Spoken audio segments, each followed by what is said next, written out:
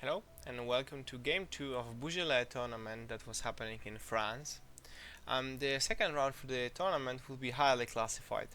And two disclaimers before we get into the game. First of all, after the first game where we didn't score as many points as we were expecting to, we are basically left with 2 wins and 1 loss, which meant that we are paired from the bottom of the winners bracket. This meant that we are paired against a very inexperienced player that only recently started playing. Big shout out to them that they had courage to actually come to the tournament and play with a lot of more experienced players. But again, this is the best thing you can play in the tournament, is that you get a lot of experience in very short time. So this is the disclaimer number one, and the second disclaimer is in this particular set of highly classified missions, the classifieds were chosen for the tables, and we were assigning players per random for each table. I decided to take the short straw and choose the classifieds that were least convenient for my teammates, so basically I ended up with a list that had to run an engineer and a forward observer. So because I had to run a forward observer and an engineer, I unfortunately was stuck with my other list, which is the color list. So basically, just because of Pathfinder and the engineer, just to make the cards possible, I'm stuck with running color. I would very much like to play with my other list because I think it's much stronger against Hazassin Baram, which would be my opponent list, but basically there's not much to say. You take a color and then you take a fire team with a Kamau sniper, you take the package of 3 healers, and you're basically left with enough points to take 2 specialists. I decided to go with the killer hacker just to have any hacking presence, and the Knight of Montesa because the mission lineup really benefited the Montesa Knight. Yeah, that's basically the catalyst. It will try to basically force the good gunfights for the color and use the specialists to run the missions. I generally try to always run this list only against specific lists like Bakunin, Cosmo or Steel Phalanx, but again, highly classified, I have to take the engineer. Now, this is my opponent list, and again, my opponent is a very inexperienced player, so he basically made a list of what he had in mind on the miniatures that he was already painted. So this list might not make any sense, and if it doesn't, it probably doesn't make sense to me either. So basically, just after having the game, I had a really long talk with my opponent what we could have done to make the list function better on the table, because this was round 2, so he still had to play 3 more rounds with this list. And I think what he could have done is run the NCO Gulam, then the rifle shotgun Gulam, and the Yara Kharat for a Kor or Harris, and this way he can smoke shoot through that. And then for the other fire team, he could run the Asawira, the Muib Doctor, and then support it with the Layla Sharif. This would make him have 2 offensive Harrises, which he could then push forwards. Basically, the guided missile launcher functions zero purpose because it doesn't fire team, it doesn't link, there are no regular hackers in this list, so that's kinda waste, but I guess it is expensive enough to fill the list, well, and miniatures that he had. The total reaction is also making the appearance, supported theoretically by the Najur engineer, but without a Nazmat it's not really gonna work that well. And finally we have the Nadir and the Bokhtar parachutist. So actually the Bokhtar is a parachutist, but at the time I played the game I was quite sure the Bokhtar is actually a combat jumper, and my opponent was also sure of that, so the Bokhtar for this particular game will have combat jump, just so you know. This is the game table. I won the lieutenant role and decided to go first. Basically the reason for that is, even though I knew my opponent is inexperienced, I really don't want to underestimate him if I came so far to the tournament. I know that my entire list basically relies on having the engineer and the sensor bot to fulfill 2 classifieds. One is the telemetry and the other one is like retro engineering or something. And Hazassin Baram, even in a less experienced player hands, is very capable of just deleting those those two specialists, right? Then finally we have the fire team core that's located around here.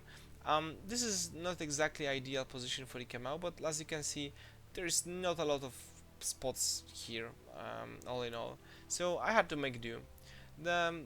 Basically the enemy deployment zone I think is outside of 24 areas, so the Kamau is basically making here. Then finally we have the healed here, and the final hero here to screen our deployment zone from any approaching enemies.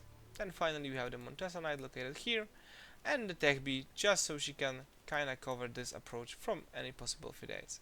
The game plan is quite simple. I'm trying to do the cards that are really inconvenient before trying to go with the flow of the game to hopefully get those classifieds out of the way as soon as possible to then basically focus on killing my opponent, because once I focus on killing my opponent I basically fulfill the win condition of doing more cards than your opponent, right? Quite simple.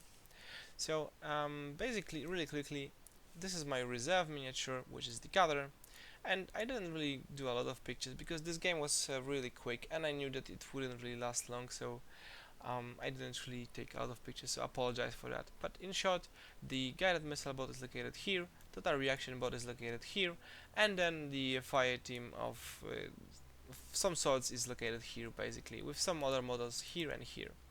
So I deploy the cutter as my reserve piece. It's a cutter, it basically starts up here.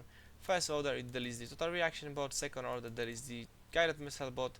I then vault up to this piece of terrain, delete the engineer.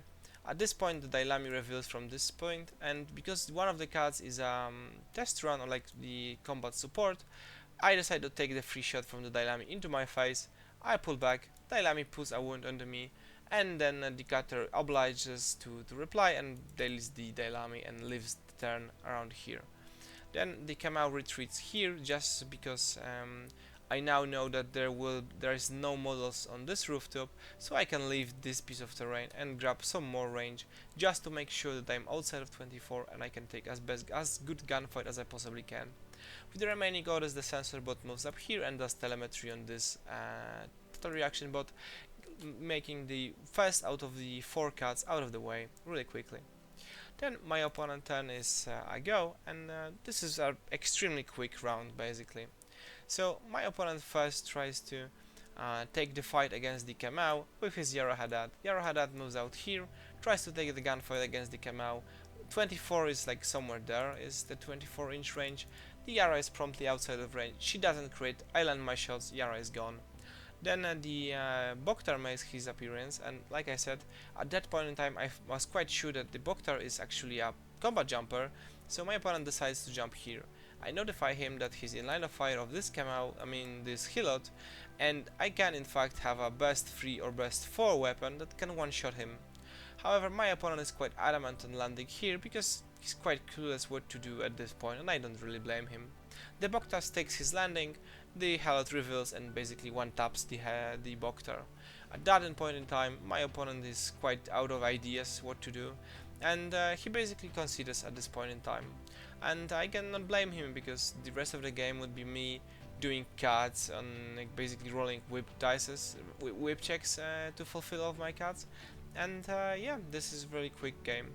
So after the game, like I said, I spent a lot of time talking with my opponent, so I'm hopeful that he got some experience out of this game, and the rest of this tournament was a much better run than this particular game.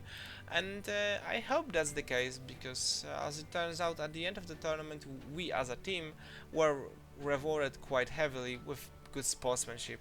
So another one shout out to my opponent for being a sport, and yeah, we ended up the game after term run and we grabbed some lunch. So yeah, thanks very much for the game. I hope you enjoyed. I promise you the next game will be much more entertaining for you, and you will be able to basically have a cool strategic gameplay that will be against one of the top players in Europe. Cheers, and I wish you all the best.